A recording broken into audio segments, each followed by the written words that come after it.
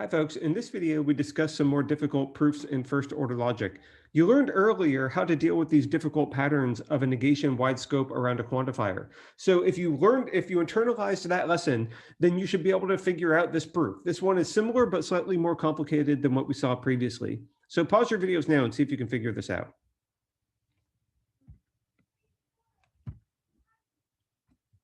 Okay, that was your chance to pause your videos. Let's talk about the answer. How do we deal with negation wide scope around a universal quantifier?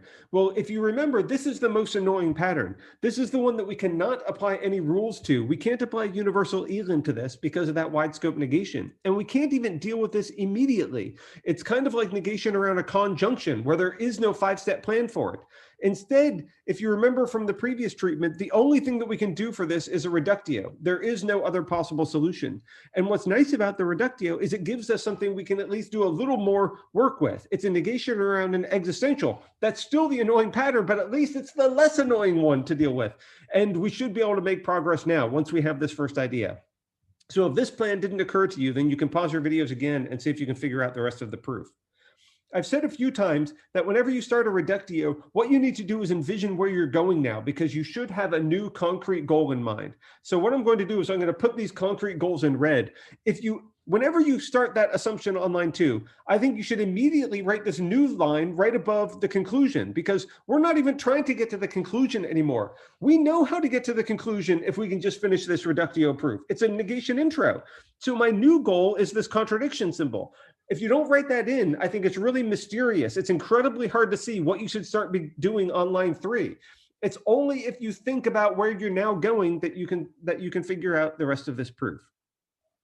Okay, where are we going? Well, the operative question you should ask yourself is, how am I going to get this contradiction symbol? Because I can't apply universal elim to line 1, that's the negation in front. I can't apply existential elim to line 2 because it has a negation in front. So you have to ask yourself, where does this contradiction come from? And the key idea that this connects to that you learned previously is it's all about building those things from the inside. We need to build what's inside of this negation symbol to derive a contradiction, or we need to build what's inside this negation symbol to derive a contradiction.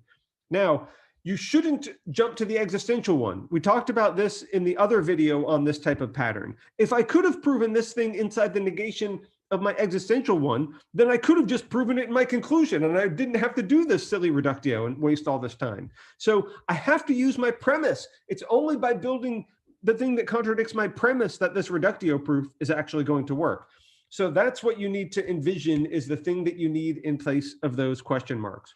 Once you see that, then I think the rest of this proof really falls into place. So it's those big picture ideas that you need to get going. And that's the main lesson you need to learn in dealing with these negations, wide scopes around quantifiers. Okay, if you didn't get this far, or if you didn't complete the proof, now you should pause your video again to see if you can finish it off, because now I think you've got a bunch more direction and concrete plans in mind. Okay, well, hopefully you've worked the thing out for yourself.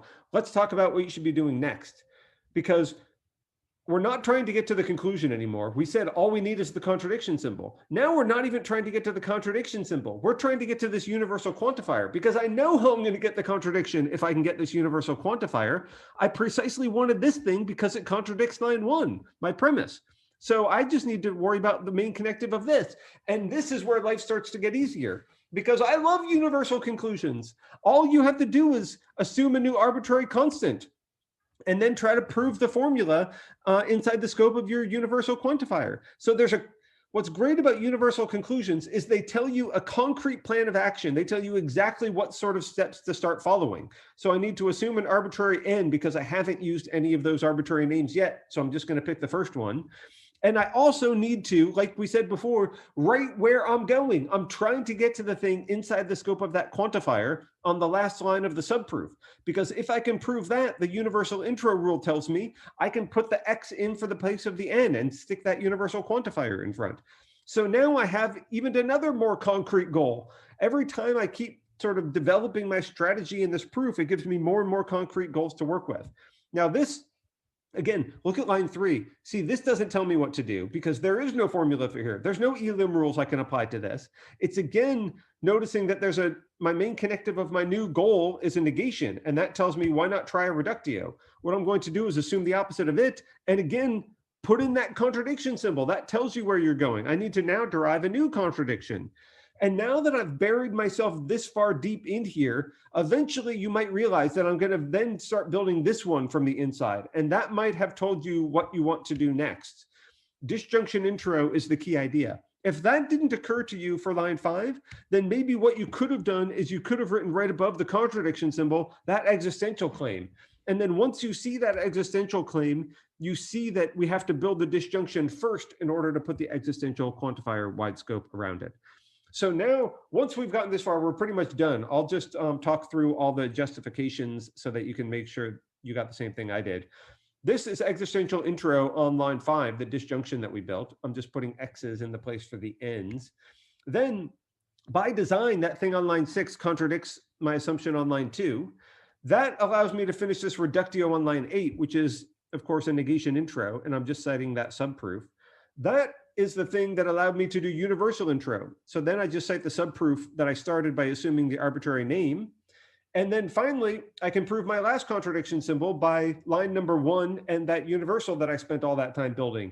And lastly, we can take it all home and cite our final negation intro, the subproof that I started this proof with, where I assumed the opposite of my conclusion up here on line 2. Okay, thanks.